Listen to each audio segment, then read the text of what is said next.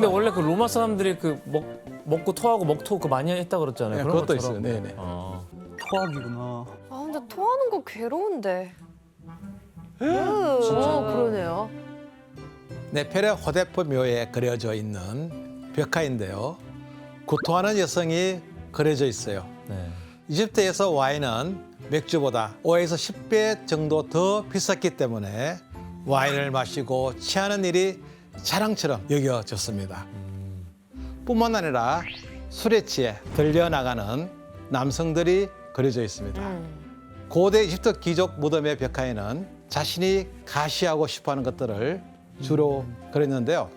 와인을 먹고 구토하거나 들려나가는 모습을 그려놓은 것은 가시 문화를 반영한다고 볼 수가 있습니다. 술에 취해서 널브러지는 게 과시구나. 네, 이처럼 고대 이집트에서 파라오와 상류층의 소수가 와인을 독점했습니다. 하지만 이집트 와인이 이곳에 전해지면서 와인은 함께 즐기는 문화로 바뀌어지게 됩니다. 지중해를 건너 수출된 곳이 바로 고대 그리스였습니다. 그리스가 또 포도 농장이 오케이. 대박이고. 예.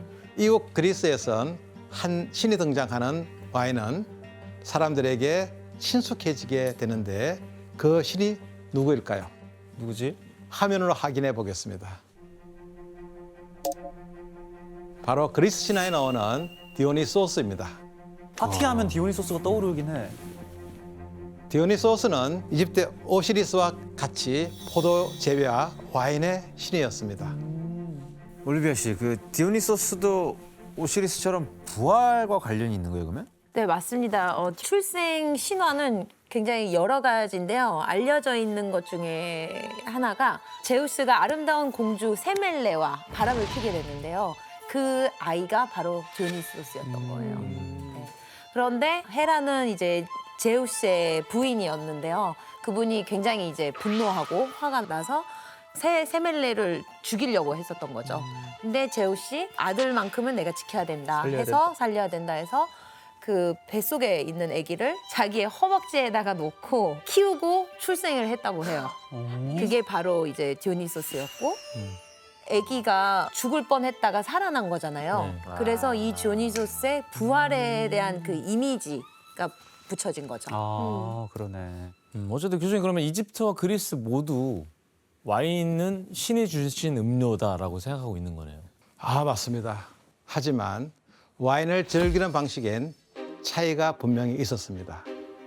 그리스에서는 디오니소스의 매력적인 선물을 많은 사람들이 함께 나누며 나름의 새로운 문화를 만들겠다는 의지가 강했습니다. 물론 여전히 그리스에서도 주로 귀족들이 마시는 음료였던 것은 변함이 없었습니다. 특히 귀족들은 와인을 지역 모임에 필수로 곁들이며 마셨습니다. 이들이 와인을 어떤 방법으로 즐겼는지 그림으로 확인해 보겠습니다. 이야, 태평해 보이는데? 느긋하게. 잔이 독특하네. 좀 이렇게 술을 마신다는 느낌보다 좀 늘어져 있는? 그냥 약간 요즘 우리 카페에서 커피 마시듯이 그냥 모여서 마시고 있는 느낌이에요. 편하게. 이건 고대 그리스의 사회적 제도 중 하나인 심포지엄을 그린 것입니다. 심포지엄. 즉 함께라는 뜻 신과 마시다는 뜻의 피네인의 합성어로 함께 술을 마시다는 뜻을 갖고 있습니다. 와, 심포지엄 그런 그림 속 연회장 안에 침대 같은 소파가 여러 개 보이시죠? 네. 이곳에서 15명, 30명 정도의 사람들이 식사를 마친 후에 디오니소스를 기리면서 노래도 부르고 토론도 하고 와인을 마셨다고 합니다. 한혜 씨 심포지엄에서 그리스인들이 와인을 즐기는 또 특별한 방법이 있었어요? 네, 그 당시 그리스인들은 와인으로 이제 게임을 즐기기도 했는데요. 이때 했던 게임 중에 코타보스라는 게임이 있습니다. 사랑하는 여자의 이름을 외치면서 정해진 목표물에다가 와인 찌꺼기를 던져서 맞추는 게임이거든요. 그래서 목표물에 명중을 하게 되면은 사랑이 이루어질지 좋은 징조라고 생각해서 계속 술 마시면서 이 게임을 한 거죠. 술 게임이네요. 술 게임이에요. 네. 교수님 당시 그리스만의 와인 문화를 즐겼던 그 유명한 인물이 있습니까? 여러분들이 너무 잘 알고 있는 그리스 철학자 소크라테스? 바로 소크라테스가 있었죠. 오.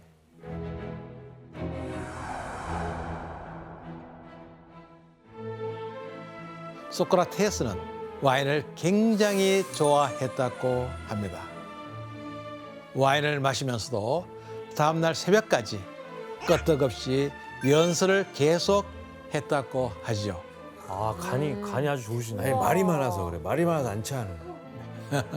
당시 소크라테스가 와인을 찬양하며 남긴 말이 있습니다. 규환 씨가 읽어주시겠습니까? 사람들이여, 저도 한 잔 마시는 것이 정말 좋겠다는 생각이 드는군요. 왜냐하면 진실로 와인은 사람의 영혼을 상쾌하게 적셔주며 우리의 고통을 잠재우기 때문이죠. 나 너무 공감해. 여러분들은 다 공감할 것 같은데요. 소크라테스 이 말에 공감이 가죠? 네. 저도 공감이 갑니다. 근데 소크라테스가 저런 말을 했다는 걸 한 번도 배운 적이 없어요. 네. 그 와인에 빠져 있었던 소크라테스만큼 그리스 사람들도 역시 와인을 칭송하고 즐겼습니다. 이 로마에서는 그 당시에 키스라는 문화가 없었습니다. 그래서 로마에서는 남편이 부인의 음주 여부를 가리기 위해 키스를 허용하는 엉뚱한 법이 생겼습니다. 키스. 이런 분위기 때문에 이런 말이 있습니다.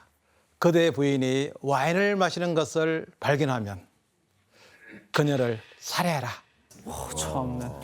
하지만 이렇게 보수적이었던 로마의 와인 문화는 한 전쟁으로 인해 180도 뒤바뀌게 됩니다. 전쟁. 바로 포에니 전쟁입니다.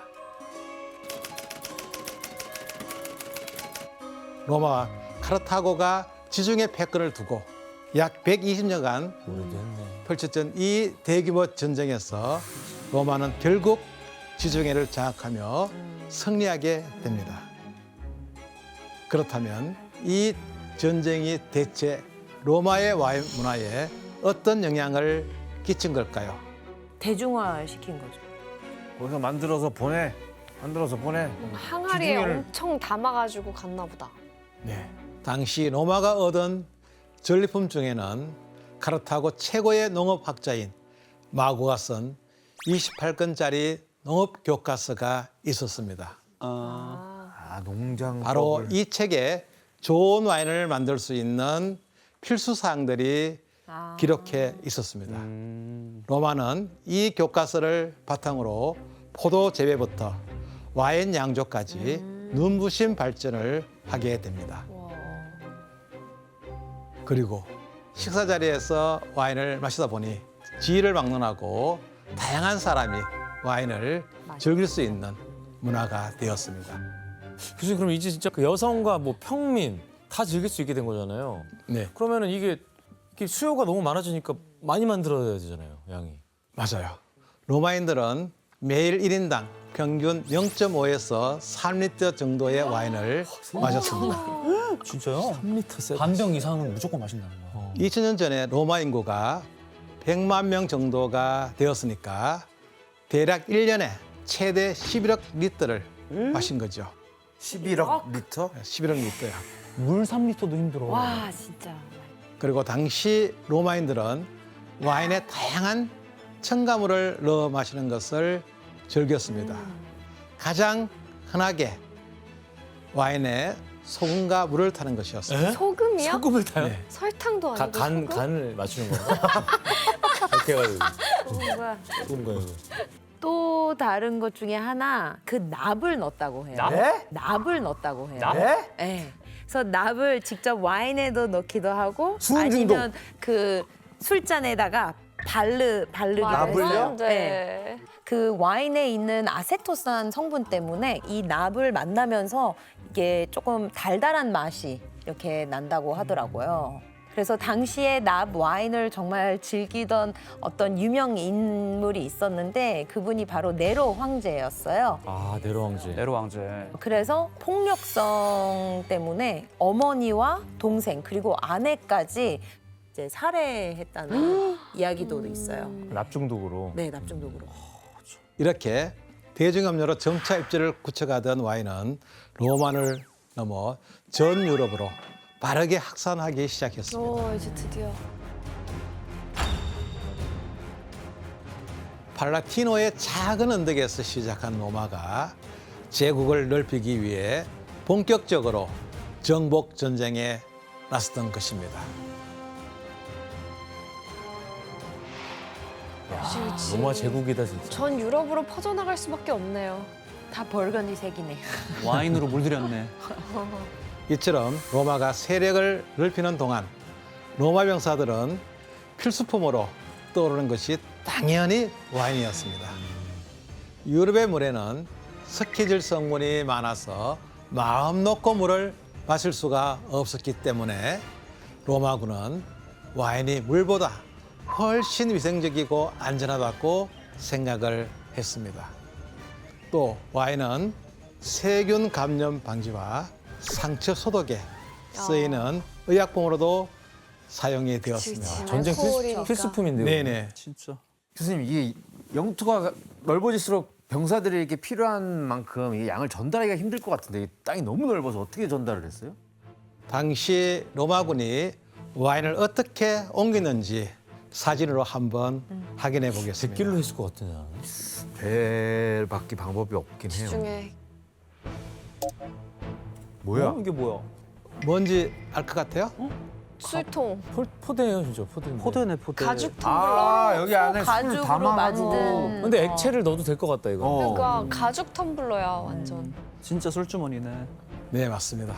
이건 당시 병사들이 와인을 옮길 때 사용한 가죽 포대였어요.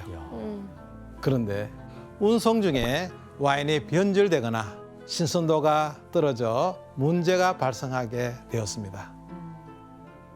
전쟁의 필수품이었던 와인에 문제가 생기면 어떻게 될까요? 아, 다 죽는 거죠 우리 아군들이. 아, 맞습니다. 이에 로마군은 좋은 아이디어를 떠오르게 됩니다. 뭐지? 그것이 현지에서 와인을 직접 만드는 거였어요. 그렇지. 현지 조달을 하자. 그래. 로마군은 곧장 자신들이 정복한 유럽 각지에 포도밭을 만들고 현지인들에게 와인 양조하는 방법을 가르쳤습니다. 유통거리를 짧게 한 예. 거네. 그럼 확산되지 그럼. 100%. 그리고 이렇게 자신들이 담당한 지역에서 양조한 와인은 정기적으로 로마로 보내 품질 검사를 받았습니다. 와인 발전에 로마가 기여를 많이 했네 그러면. 그리고 이때 로마에 와인을 보낼 때 사용한 것은 바로 오크통이었습니다. 아 그때 나왔구나. 오 초창기 오크통. 이건 2세기경에 로마에서 직접 사용했던 오크통입니다. 오. 이전에 사용했던 가죽 포대와 비교하면 어떻게 보이세요? 양은 좀 많이 들어갈 것 같은데. 더 튼튼해 보이긴 해요. 네.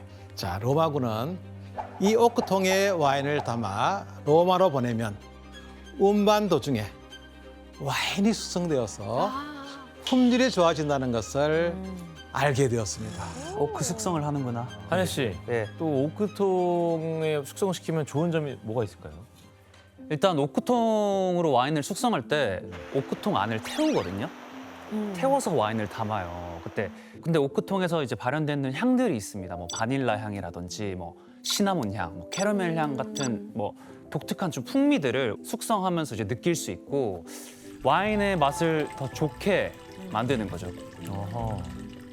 교수님 그러면 이 로마 제국의 군인들이 현지에서 포도를 재배하고 와인을 만들었던 것이 와인의 확산에 결정적인 역할을 한 거네요. 네, 맞습니다. 그리고 로마는 와인의 전파에 또 한 번 중요한 역할을 하게 되는데 313년 콘스탄틴 황제가 기독교를 공인하고 380년 테오도시우스 황제가 기독교를 국교로 선포한 것이었습니다. 이때부터 와인은 신선한 음료로 여겨지는데 최후의 만찬. 여기에 있어 최후의 와인이? 만찬. 이 그림은 예수가 순환을 당하기 전날 밤 12제자와 함께 저녁 식사 장면을 그린 그림입니다. 잔을 가지사 감사기도 하시고 그들에게 주시며 이르시되 너희가 다 이것을 마시라. 이것은 죄 사함을 얻게 하려고 많은 사람을 위하여 흘리는 바 나의 피 곧 언약의 피니라. 이후 기독교인들은 예수의 희생을 기리기 위해 예수의 피와 살을 상징하는 포도주와 빵을 먹게 되었습니다. 와인은 유럽에서 종교적, 문화적으로 특별한 지위를 얻게 되었습니다. 로마가 큰일 했다 진짜. 네. 그렇다면 로마에 의해 와인이 전 유럽으로 퍼져나간 후 프랑스가 독보적인 와인의 종주국으로 성장할 수 있었던 것은 무엇일까요? 뭘까? 첫 번째 요인으로 꼽을 수 있는 것이 바로 종교였습니다. 아, 종교. 395년 로마가 동로마와 서로마로 나눠진 시기의 지도입니다. 이후 서로마는 게르만 민족의 침략으로 무너지는데 그 자리에 들어선 나라가 프랑크 왕국이었습니다. 프랑크 왕국은 기독교를 국교로 삼았습니다. 이때 프랑크 왕국 곳곳에선 교회와 수도원이 건설되기 시작합니다. 수도원이 양조하잖아요. 아, 맞습니다. 이후 수도원이 와인 양조의 기틀을 마련하기 시작했죠. 아, 나 수도원 술 한번 마셔보고 싶어. 지금 수도사들이 뭐 와인 메이커죠, 뭐. 그렇죠. 예. 당시 수도원은 자급자족의 원칙이 있었기 때문에 성찬식에 사용할 와인을 만들기 위해 포도나무를 심고 와인을 직접 양주를 했어요. 게다가 당시 현금할 수 있는 가장 편한 농산물이 바로 와인이었어요. 수도원의 살림을 꾸리기 위해서는 수도사들이 와인을 만들어 팔았던 것입니다. 그렇다 보니 수도사들은 와인 양조에 있어서는 당대 최고의 전문가라고 할 수가 있었습니다. 수도사들이. 자, 이처럼 중세 와인 산업은 프랑크 왕국 전역의 수도원들이 중심이 돼서 이끌어가게 됩니다. 그런데 843년 이런 분위기가 급변하는 사건이 발생하게 됩니다. 사건이 또 발생. 후계 문제로 거대한 프랑크 왕국이 분열하게 되는 것이죠.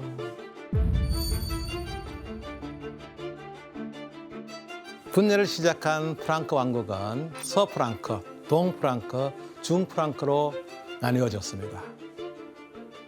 이때 갈라진 서프랑크가 프랑스 지역이에요.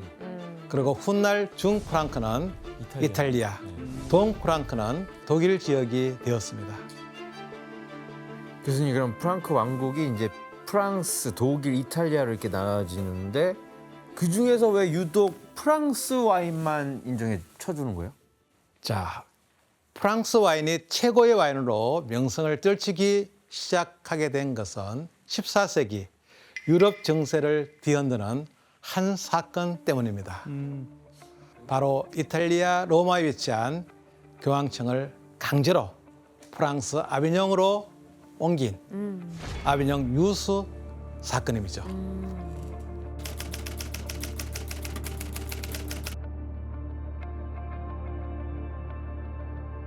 이 세기에 걸친 십자군 전쟁에서 유럽 연합군이 이슬람교의 패자 교황의 권위는 추락하게 됩니다. 반면 십자군 전쟁에 가장 열성적으로 참여한 프랑스 왕권이 더욱 강화가 되었습니다. 이때 프랑스 왕 필리포 4세는 로마 교황청을 프랑스 아비뇽으로 강제로 옮긴 것이었습니다. 이후 약 70년간 교황은 프랑스 왕의 통치를 받게 되는데 이 사건을 잡아 가둔다는 뜻의 아비뇽 유수라고 합니다. 아비뇽 유수. 예. 당시 아비정 유수로 인해 교황과 함께 대규모 사제단이 이동을 했어요. 네. 이들은 미사에 사용할 와인을 찾던 중 쉽게 맛보지 못하는 최상급 와인을 발견하게 됩니다. 바로 수도원에서 만든 와인이었는데 수도원이 위치한 곳은 프랑스 부르고뉴 지방이었습니다. 부르고뉴. 부르고니가 드디어 나오네.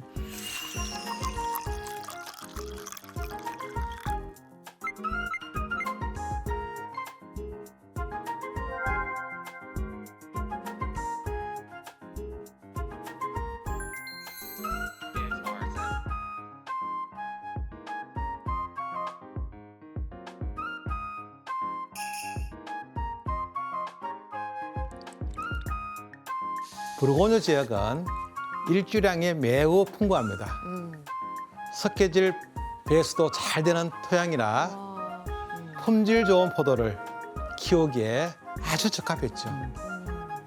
그리고 이때 이런 천혜의 환경 속에서 교황과 사제단의 입맛을 사로잡은 최상의 와인을 만든 곳은 바로 수도회였습니다.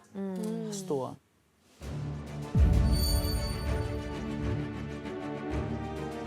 포도와 와인을 돌보는데 온 마음을 다하는 것이 수도원의 교리였어요. 포도밭에 최선을 다하는 게 교리예요. 요리. 진짜 품질 좋은 와인이 생산됐겠는데요? 아, 맞습니다. 때문에 수도사들은 토양과 기후는 물론 포도 재배와 와인을 생산하는 모든 과정을 체계적으로 연구하고 실험을 했죠. 야, 수도원이 짱이네. 성실하게 하셨네요. 이런 노력 끝에 완성한 와인을 맛봤으니 교황과 사제단의 반응은 어떻겠습니까? 감동적이죠. 이 집이 맛집이네. 시도 수사들이 만든 와인에 반해서 이 와인을 미사 때 사용하게 결정합니다. 미사 때까지. 와. 곧 이 와인은 파리의 왕과 귀족들의 식탁에까지 올라가게 되었습니다. 완판 되겠네. 야, 그래서 유명해진 거야, 부르고뉴가. 저 수도사들이 최고네 어떻게 보면. 와. 장인들이.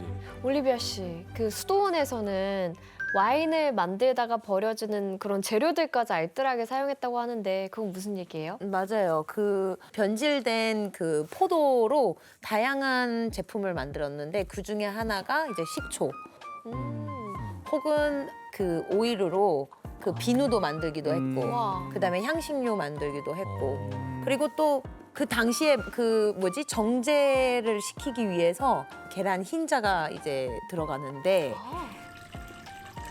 그 노른자가 너무 많이 남잖아요. 근데 그걸로 뭐를 만들었을까요? 그 유명한 에그타르트를 만들었어요. 에그타르트. 네. 그 남은 그 재료로. 진짜 알뜰하셨네요, 진짜 네. 수도사분들. 흰자가 들어가요 레드 와인에? 형, 와인 만들기 쉽지 않겠는데. 안 되겠지. 자, 이처럼 부르고뉴 와인 양조기술은 종교와 대중의 뜨거운 관심 속에서 거듭거듭 발전을 해나갔습니다. 그리고 훗날 이곳에선 세계에서 가장 비싼 와인 중에 하나를 선보이게 되는데 자, 한번 확인해 볼까요? 네. 네.